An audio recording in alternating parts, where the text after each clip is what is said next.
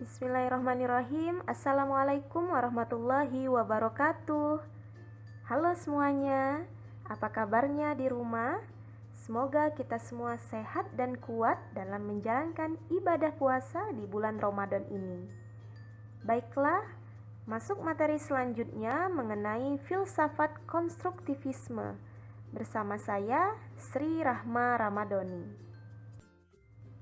Di sini saya akan membahas pengertian dan sejarah konstruktivisme, kedua landasan filosofis konstruktivisme, dan terakhir pendidikan dalam perspektif konstruktivisme.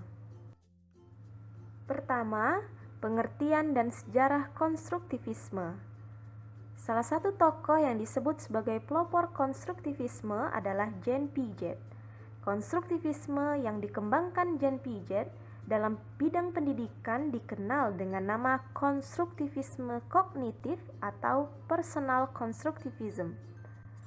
Jean Piaget meyakini bahwa belajar akan lebih berhasil apabila disesuaikan dengan tahap perkembangan kognitif peserta didik. Aliran konstruktivisme adalah salah satu aliran filsafat yang menekankan bahwa pengetahuan adalah konstruksi atau bentukan. Pengetahuan bukanlah suatu tiruan dari kenyataan.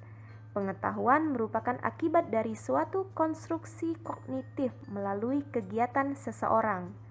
Seseorang dapat membentuk skema, kategori, konsep, dan struktur pengetahuan yang diperlukan untuk pengetahuan. Proses pembentukan ini berjalan terus-menerus dan setiap kali akan mengadakan reorganisasi karena adanya suatu pemahaman yang baru.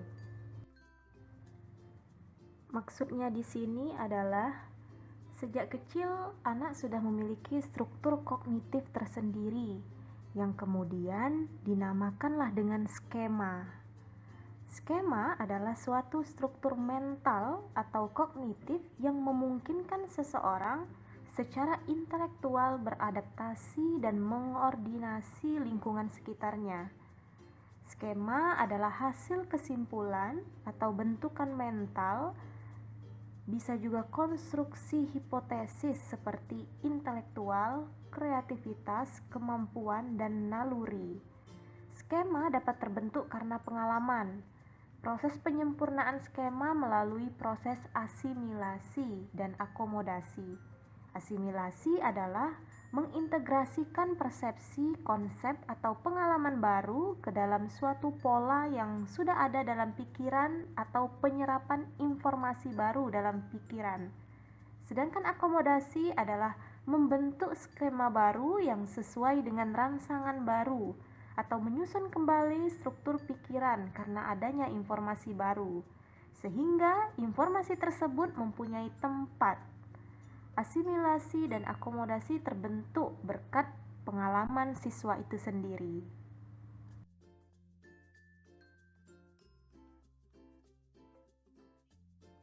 Selanjutnya, landasan filosofis konstruktivisme.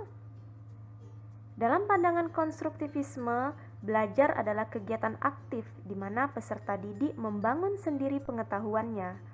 Peserta didik mencari sendiri makna yang akan dipelajarinya.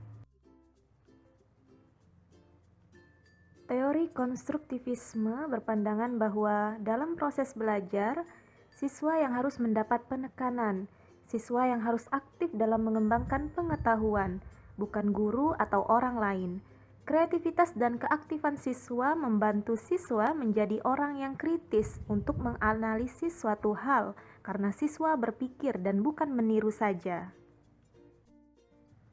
Jadi di sini maksudnya siswa harus punya pengalaman dengan membuat hipotesis, memecahkan persoalan, mencari jawaban, mengungkapkan pertanyaan, atau bisa juga mengekspresikan gagasan untuk membentuk konstruksi yang baru.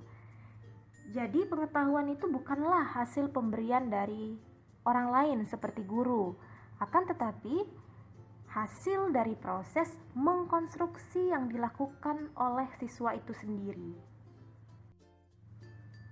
Adapun pengetahuan yang diperoleh melalui proses mengkonstruksi pengetahuan itu oleh siswa sendiri akan memberikan makna yang mendalam atau lebih dikuasai dan lebih lama tersimpan atau diingat dalam setiap individu itu. Kemudian, mengajar dalam pandangan konstruktivisme bukanlah mentransfer pengetahuan dari orang yang sudah tahu atau guru kepada orang yang belum tahu atau siswa, melainkan membantu seseorang agar dapat mengkonstruksi sendiri pengetahuannya lewat kegiatannya terhadap fenomena dan objek yang ingin diketahui. Maksudnya adalah, oleh karena itu, menurut prinsip konstruktivisme, guru berperan sebagai mediator dan fasilitator yang membantu agar proses belajar murid berjalan dengan baik. Pendekatan ada pada siswa yang belajar, bukan pada guru yang mengajar. Penekanan pada siswa ini yang melahirkan konsep learning centered, yaitu pembelajaran yang berpusat pada siswa. Tugas guru dalam proses ini adalah merangsang pemikiran, menciptakan persoalan, dan membiarkan murid untuk mengungkapkan gagasan dan konsepnya. Selanjutnya, pendidikan dalam perspektif konstruktivisme. Pertama, tujuan pendidikan, yaitu menurut teori belajar, konstruktivisme adalah menghasilkan individu atau anak yang memiliki kemampuan berpikir untuk menyelesaikan setiap persoalan yang dihadapi.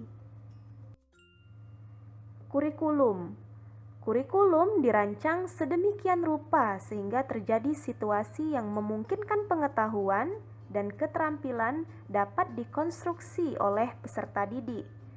Selain itu, latihan memecahkan masalah seringkali dilakukan melalui belajar kelompok dengan menganalisis masalah dalam kehidupan sehari-hari. Jadi, konstruktivisme dalam perspektif pendidikan ini memfokuskan pada proses-proses pembelajaran, bukan pada perilaku belajar. Mengenai kurikulum yang digunakan adalah pendekatan-pendekatan konstruktivis dengan pengajaran student-centered, bukan teacher-centered. Karena siswa adalah kunci pembelajaran. Nah, kaum konstruktivis memfokuskan pada proses-proses dan strategi-strategi yang digunakan para siswa untuk belajar.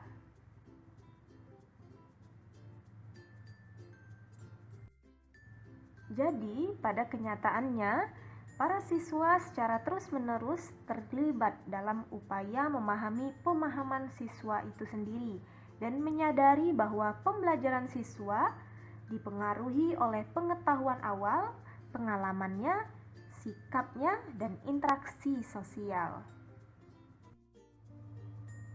Peran guru adalah untuk menggantungkan aktivitas kelas dan mengetahui pembelajaran adalah suatu proses pembentukan makna yang aktif, di mana para siswa bukanlah penerima pasif informasi. Inilah referensi yang saya gunakan, semoga bermanfaat bagi kita semua. Baiklah, sebelum saya mengakhiri, apabila ada pertanyaan, silahkan ditanyakan, dan jangan lupa like, comment, and subscribe ya. Wassalamualaikum warahmatullahi wabarakatuh.